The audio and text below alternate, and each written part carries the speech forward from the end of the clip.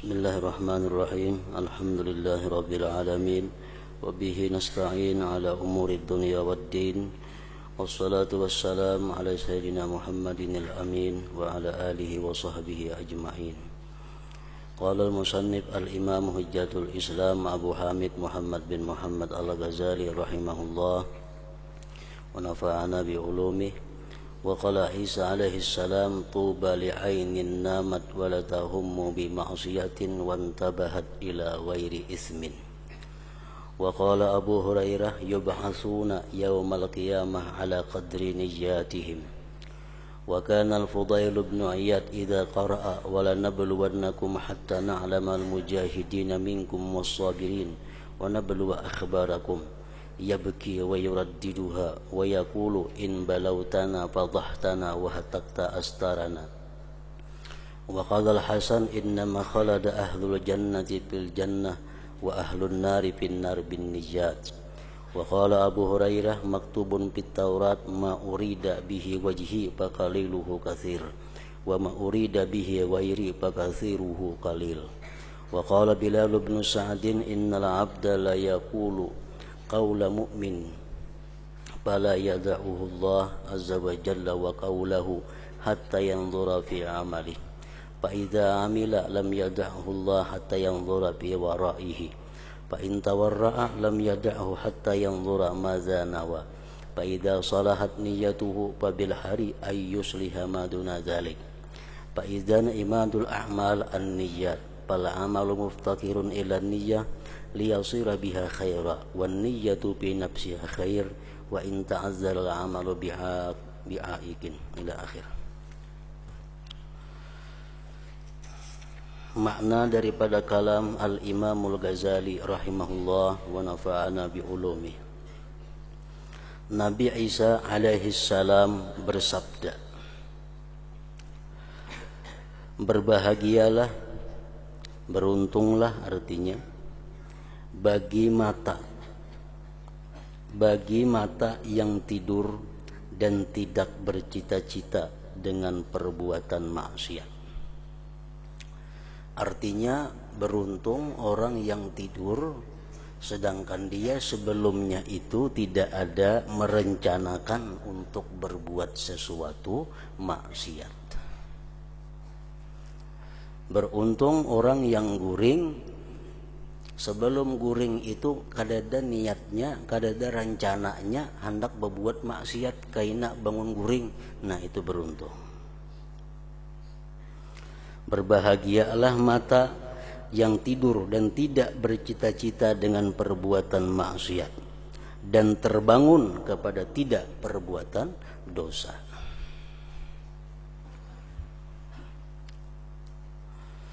Abu Hurairah radhiyallahu anhu berkata, mereka manusia kelak akan dibangkitkan pada hari kiamat menurut kadar niat mereka.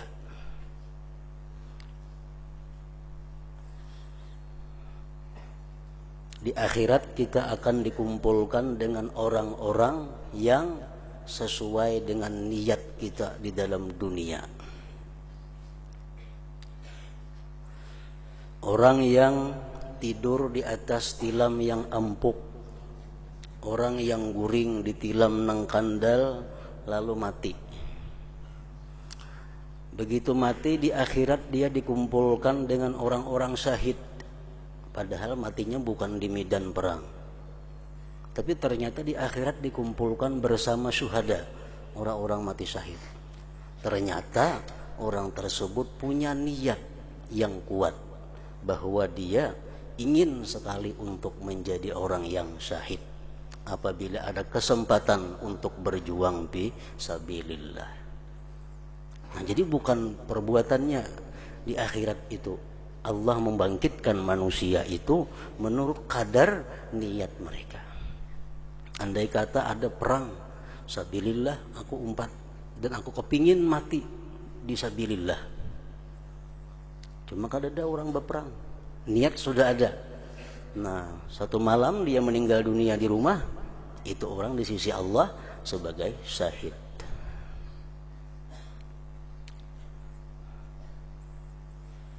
Contohnya lagi seorang perempuan yang belum kawin atau kada kawin.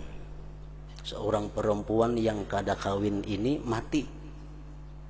Ternyata si perempuan yang kada kawin ini di akhirat dikumpulkan Allah bersama-sama dengan perempuan-perempuan yang sangat bakti kepada suaminya.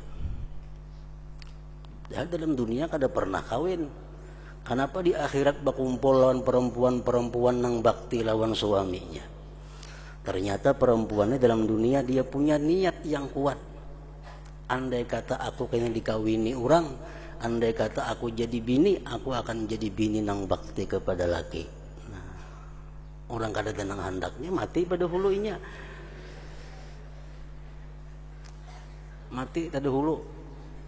Di akhirat berkumpul lawan siapa? Lawan orang-orang nang balaki nang bakti kepada suaminya. Nah itu niat. Mereka kelak akan dibangkitkan pada hari kiamat menurut kadar niat mereka. Orang setiap waktu sembahyang berjamaah di masjid. Ini contoh-contoh. Sembahyang tiap waktu berjamaah di masjid.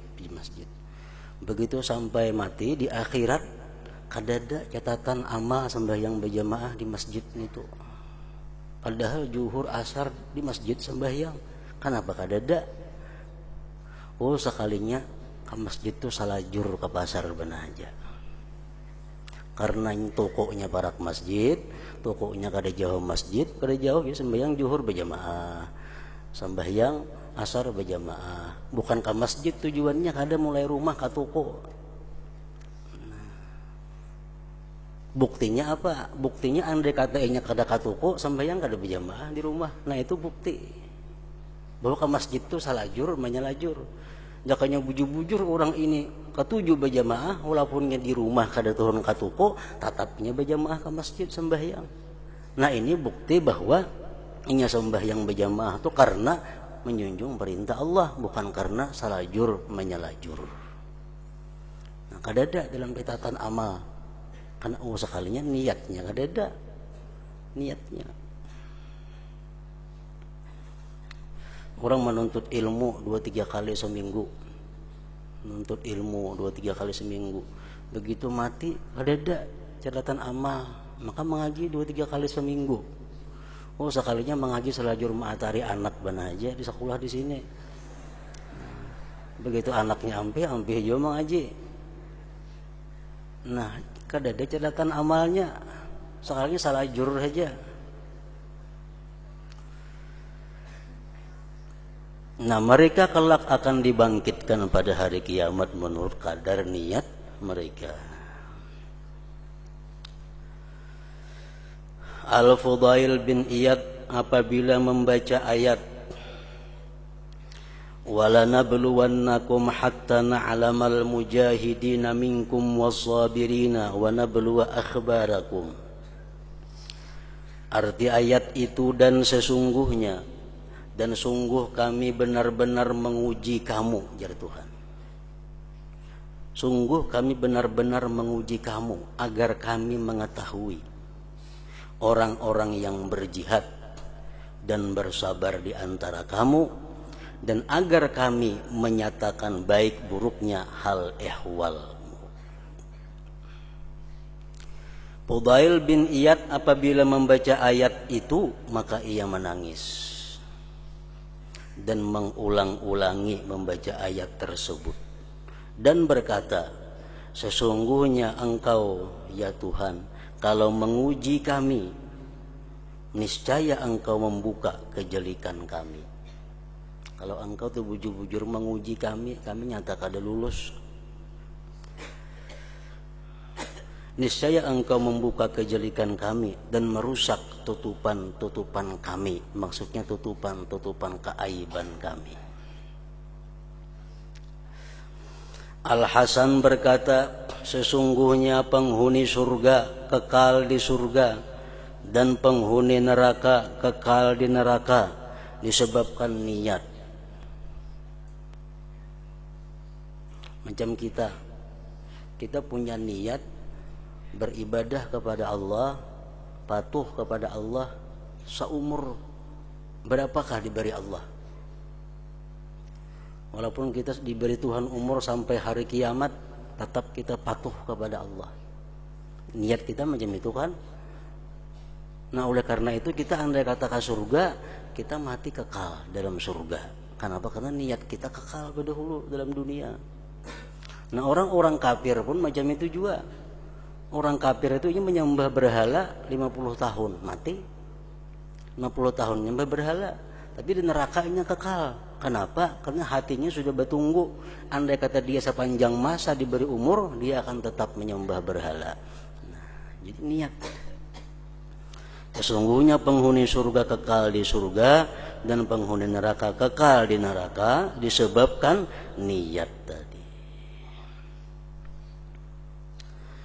Abu Hurairah radhiyallahu anhu berkata, tertulis dalam kitab Taurat, apa yang dikehendaki keridhaanku, maka sedikitnya adalah banyak. Dan apa yang dikehendaki selainku, maka banyaknya adalah sedikit.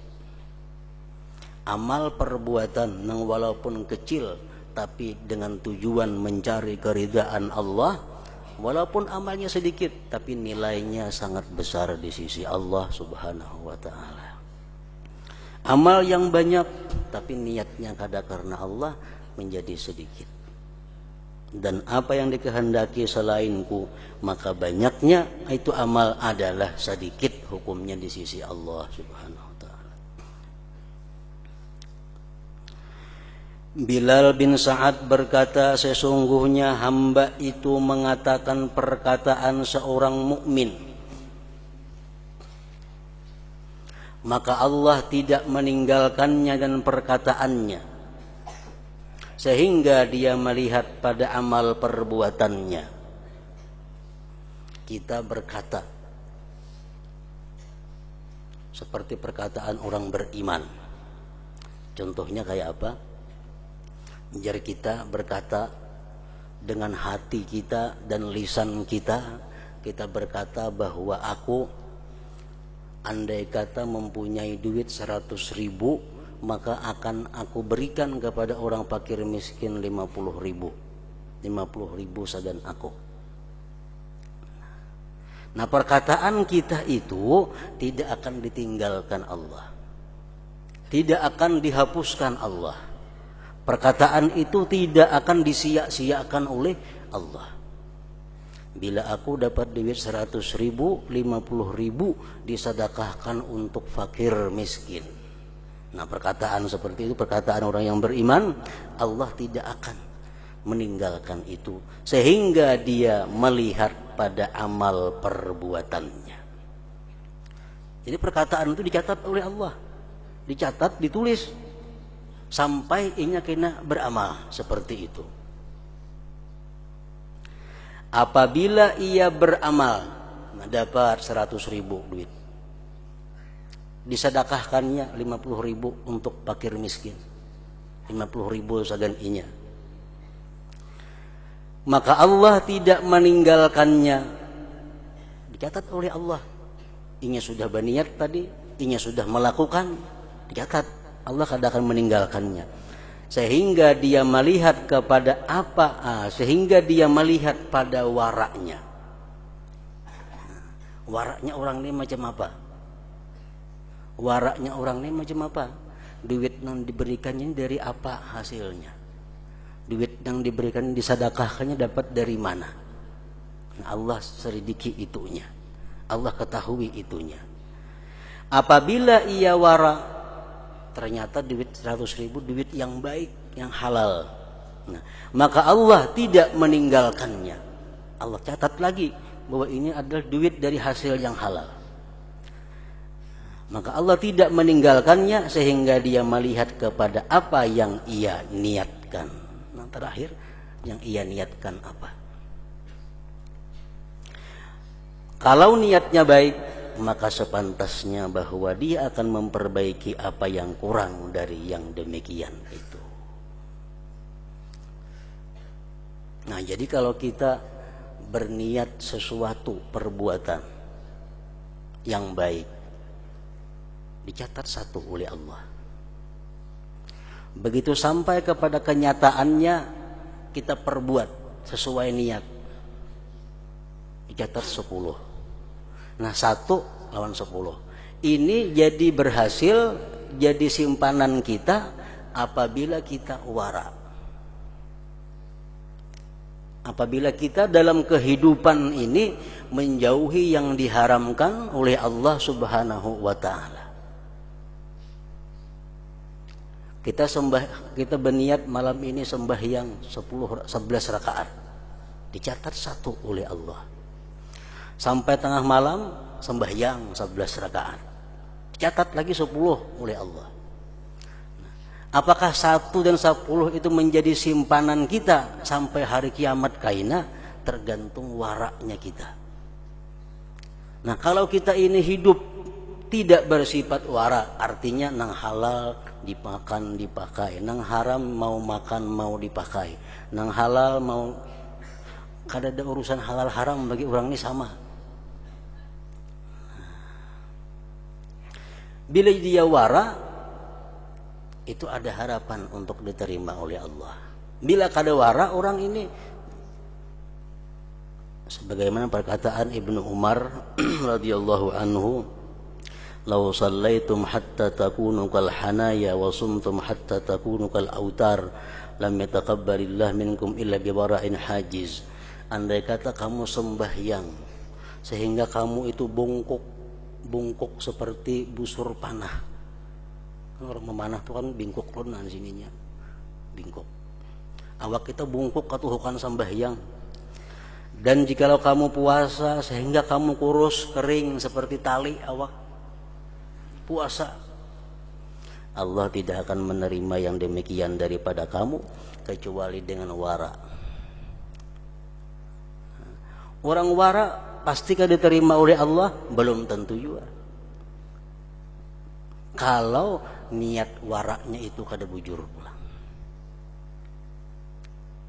Ada orang yang wara, yang berhati-hati dengan yang haram, dengan yang subhat, tapi niatnya kada ikhlas.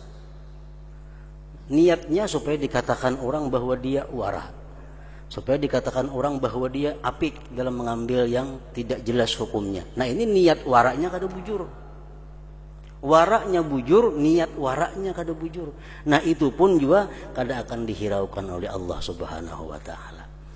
Nah, jadi perbuatan yang baik itu dimulai dengan niat, dikerjakan dengan penuh kewaraan, dan waraknya pun dengan niat yang baik juga. Jadi tiang segala amal perbuatan adalah niat.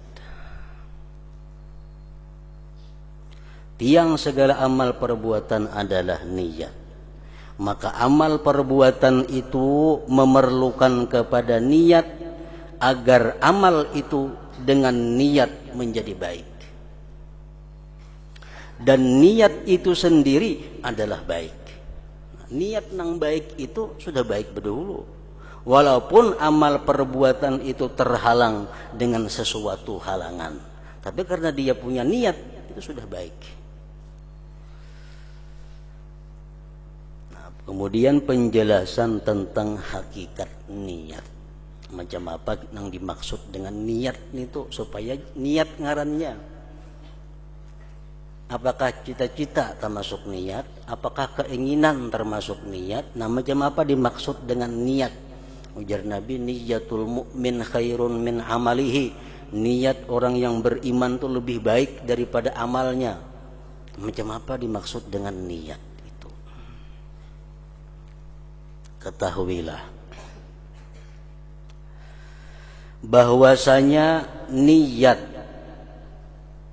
iradat, kehendak, dan kasat, tujuan, adalah kata-kata yang berlaku atas satu arti.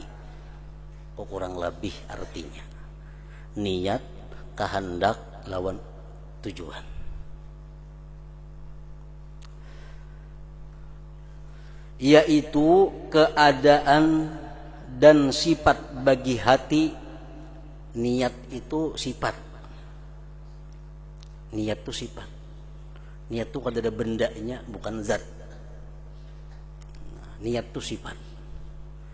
Sifat bagi hati yang dikelilingi oleh dua hal, yaitu ilmu dan amal. Ini niat itu di tengah-tengah hendaknya. Sebelum niat ada ilmu, sesudah niat ada amal. Nah, niat di panangahan. Ilmu itu mendahului akan amal. Ilmu berdahulu daripada perbuatan. Karena ilmu adalah pokoknya dan syaratnya. Dan amal itu mengikuti ilmu karena amal adalah buahnya dan cabangnya. Amal cabang daripada ilmu.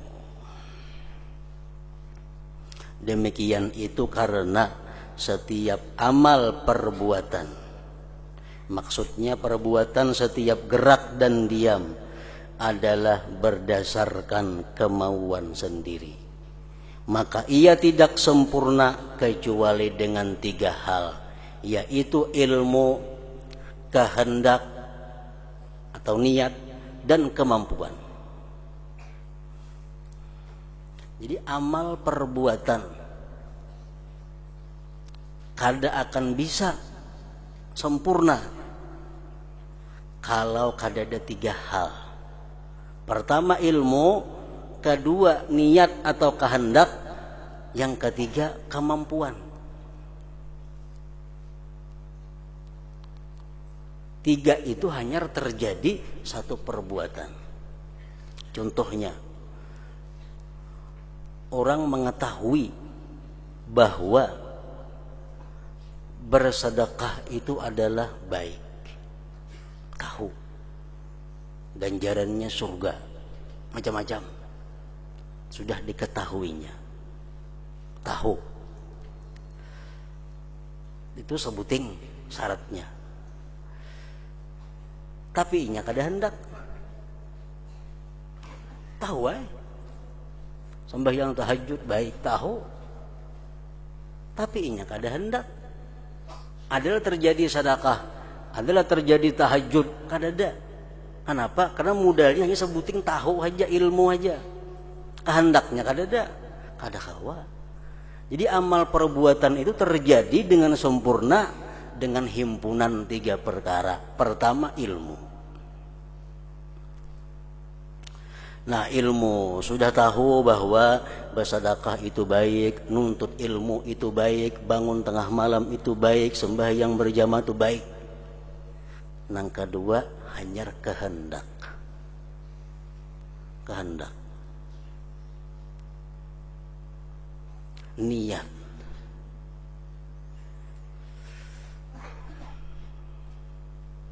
Bersedekah baik. Lalu hendak. Nah, hendak. Sembahyang tengah malam baik, lalu inya hendak. Tapi belum terwujud juga lagi amalnya. Bila kada ada nang ketiga apa? Dan kemampuan. Dan kemampuan. Bersedekah baik, tahu. Hendak benar, yang disedekahkan kada ada. Kawalah, kada mampu.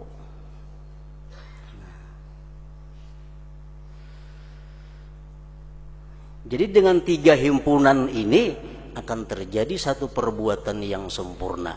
Ilmu, kehendak, dan kemampuan. Karena manusia tidak menghendaki apa yang tidak diketahuinya. Manusia tidak menghendaki apa yang tidak diketahuinya. Maulah kita menghendaki yang kita kada tahu. Kita tuh hendak karena tahu. Karena tahu lalu hendak. Amun kita kada tahu, kada hendak napa-napa. Karena manusia tidak menghendaki apa yang tidak diketahuinya. Jadi orang yang kada banyak tahu tentang dunia itu lebih baik daripada banyak tahu tentang dunia. Kenapa? Bila banyak tahu tentang dunia, makin banyak yang dikaping ini.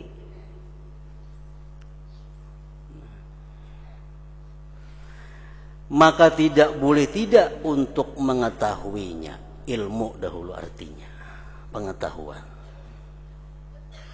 Dan manusia tadi tidak mengerjakan apa yang tidak dikehendakinya. Manusia kadang akan mengerjakan sesuatu yang tidak dikehendakinya. Maksudnya tidak mengerjakan secara ikhtiari. Dan tidak mengerjakan apa yang tidak dikehendakinya. Hakunglah kita mau ulah sesuatu yang kita kada hendak, kada mau. Maka tidak boleh tidak dari kehendak. Mesti ada kehendak. Arti kehendak di sini maksudnya adalah terbangkitnya hati kepada apa yang dilihat, apa yang diketahui, yang dikenal, yang sesuai dengan maksud. Ada kalanya pada waktu sekarang dalam dunia atau di masa akan datang di akhirat. Kita mengetahui bahwa sedekah itu, sembahyang itu adalah sesuatu yang sangat besar ganjaran di sisi Allah di akhirat. Itu pengetahuan. Begitu kita mengetahui demikian ganjaran besarnya di sisi Allah, terbangkitlah hati untuk menghendaki itu. Nah, jadi niat tuh mulai di situ andaknya. Niat tuh mulai di situ.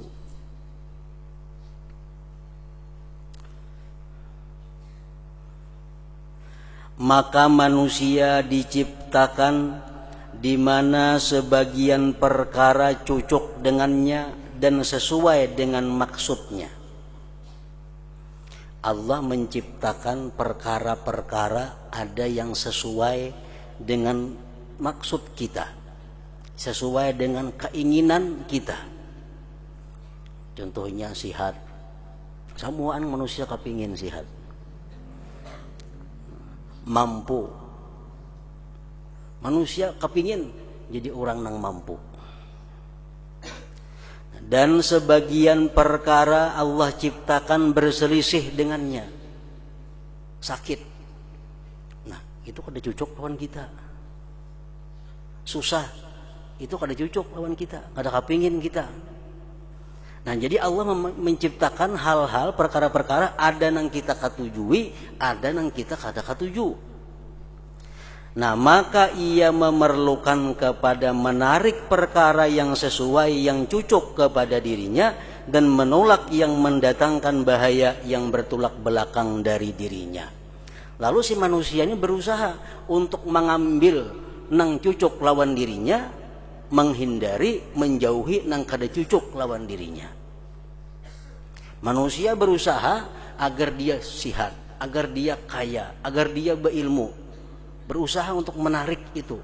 Dan manusia menjauhi, menolak sakit, menolak bangkrut, menolak dan sebagainya negara baiknya. Maka ia memerlukan dengan pasti kepada mengenal dan mengetahui sesuatu yang mendatangkan bahaya dan mendatangkan manfaat, sehingga menarik ini dan lari dari ini. Jadi manusia mesti tahu nang mana nang menyenangkan lawan inya, nang mana nang menguntungkan lawan inya, nang mana nang memberi manfaat lawan inya. Manusia mesti mengetahui itu supaya bisa menarik. Dan manusia mesti tahu apa-apa yang membahayakan lawan dirinya supaya bisa menolak, supaya bisa menjauh. Nah, jadi ilmu. Sesungguhnya barang siapa yang tidak melihat makanan dan tidak mengenalnya, maka tidak mungkin ia memakannya. Di tahun 90-an ke bawah, kita kada hendak makan Kentucky. Kenapa? Kada tahu pada Kentucky itu ada. Kada mengenal. Talintas di pikiran kita aja kadada hendak makan Kentucky, kadada. Karena kita kada tahu pada itu makanan, dikira ngapa Kentucky ini tuh. Barang siapa yang tidak melihat makanan dan tidak mengenalnya, maka tidak mungkin ia memakannya. Dan barang siapa tidak melihat api, maka ia tidak mungkin lari daripadanya. Orang tuh kada tahu bahwa itu api. Api itu menghanguskan, membahayakan. Nya kada tahu. Kada mungkin lari daripadanya, kada mungkin menjauh daripadanya. Nah, maka Allah Subhanahu wa taala menciptakan petunjuk dan pengertian dan menjadikan sebab-sebab baginya, yaitu panca indera yang zahir dan yang batin. Dan demikian itu tidak termasuk maksud kami. Membicarakan masalah panca indera bukan tujuan kami di sini artinya.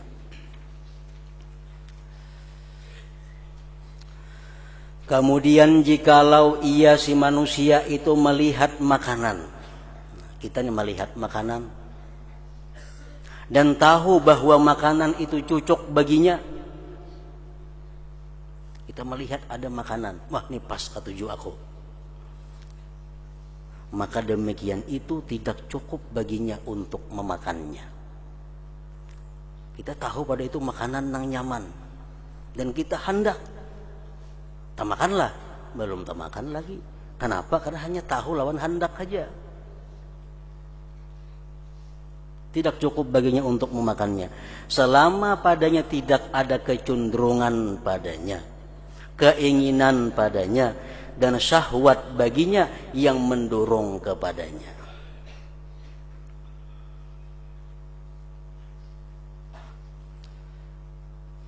Karena orang yang sakit, ia melihat makanan dan tahu bahwa makanan itu cocok, makanan itu nyaman, tahu, dan dia tidak mungkin memakannya karena tidak ada keinginan dan kecenderungan dan tidak ada pendorong yang menggerakkan kepadanya. Orang garing surungnya ayam goreng, tahu ya pada nyaman itu, tahu, tapi nya kada ada liurnya, pahit liurnya, kada kepingin disuapin di luaknya.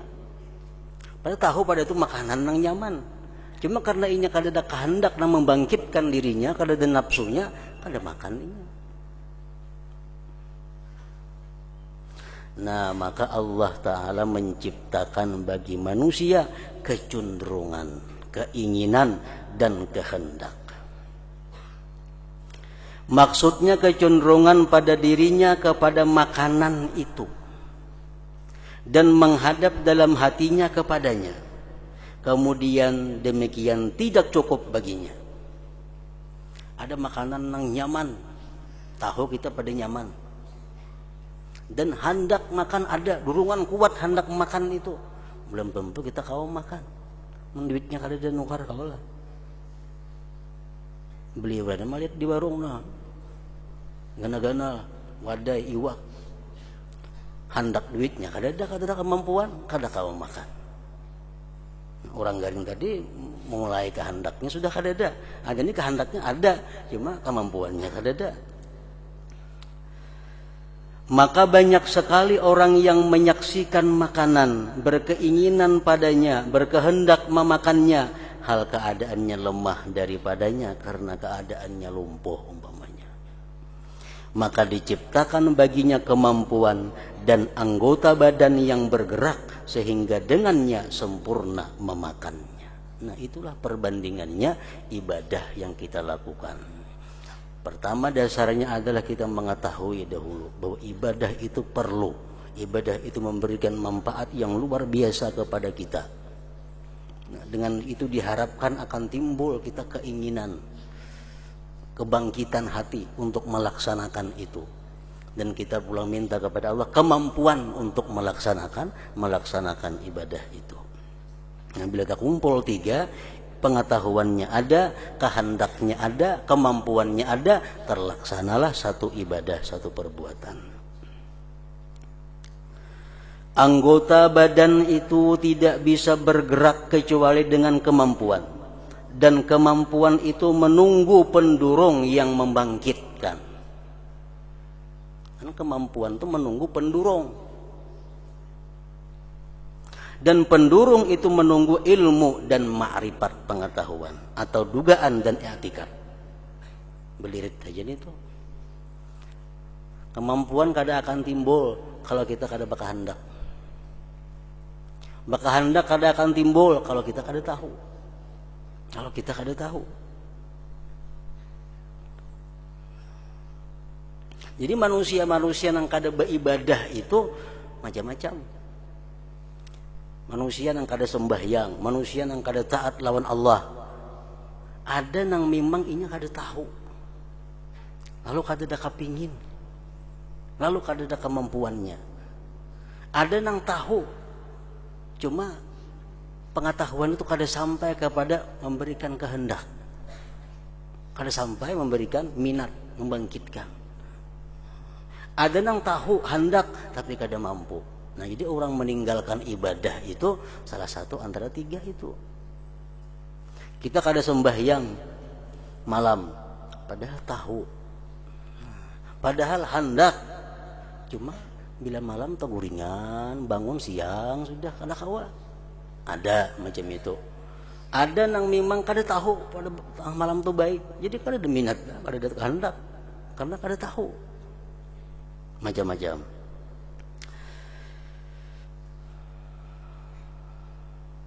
Anggota badan itu tidak bisa bergerak kecuali dengan kemampuan, dan kemampuan itu menunggu pendorong yang membangkitkan, dan pendorong itu menunggu ilmu dan ma'rifah pengetahuan atau dugaan dan i'tikad, yaitu bahwa kuat dalam dirinya, bahwa sesuatu itu cocok baginya atau berguna baginya. Apabila ma'rifat itu kuat, ilmu pengetahuan yang ada pada kita sangat kuat, bahwa itu lezat, bahwa itu memberi manfaat, bahwa itu berguna. Apabila ma'rifat itu kuat, ilmu itu kuat, bahwa sesuatu itu cocok dan tidak boleh tidak untuk diperbuat, dan ma'rifat selamat dari rintangan pendorong yang lain yang memalingkan daripadanya, maka bangkitlah kehendak dan terbuktilah kecenderungan. Jadi ilmu ini harus kuat. Kalau ilmu bebaya kuat saja kada akan timbul pendorong. Kehendak, dorongan, kecenderungan, kemauan, keinginan kada akan timbul kalau kada pengetahuan yang kuat mendorongnya. Jadi mau ulang-ulang itu kada jadi masalah. Misalnya hadis sebuting dibaca hari ini bahwa ini baik. Mendengar dah kita tahu. Barangkali kita sekali aja mendengar itu belum cukup untuk mendorong kemampuan bangkitnya cenderungnya kita. Nah, 2 kali kita baca pulang hadis yang semalam itu menambah kekuatan ilmu supaya membangkitkan dorongan. Esok kita baca pulang hadis yang menyuruh kita memperbuat kebaikan, menambah pulang pengetahuan, menambah pulang untuk membangkitkan dorongan. Jadi dorongan itu atau kecenderungan itu, kehendak itu akan timbul bila mana pengetahuannya kuat. Pengetahuan yang kuat. Maka bangkitlah kehendak dan terbuktilah kecenderungan. Apabila kehendak bangkit, nah karena ilmunya sudah kuat, di kiri, di kanan, di muka, di belakang, ilmunya mendorong inya, timbul laluan kebangkitan, timbul kecenderungan, timbul keinginan, maka kemampuan bangkit untuk menggerakkan anggota badan. Apabila kehendak bangkit, apabila kehendak itu sudah timbul, maka kemampuan bangkit untuk menggerakkan anggota badan. Anggota badan ini akan bisa bergerak apabila didorong oleh kehendak yang kuat. Anggota badan kita bisa melangkah kalau didorong kehendak yang kuat, keinginan yang kuat. Mun babaya ingin aja kada tagarak awak.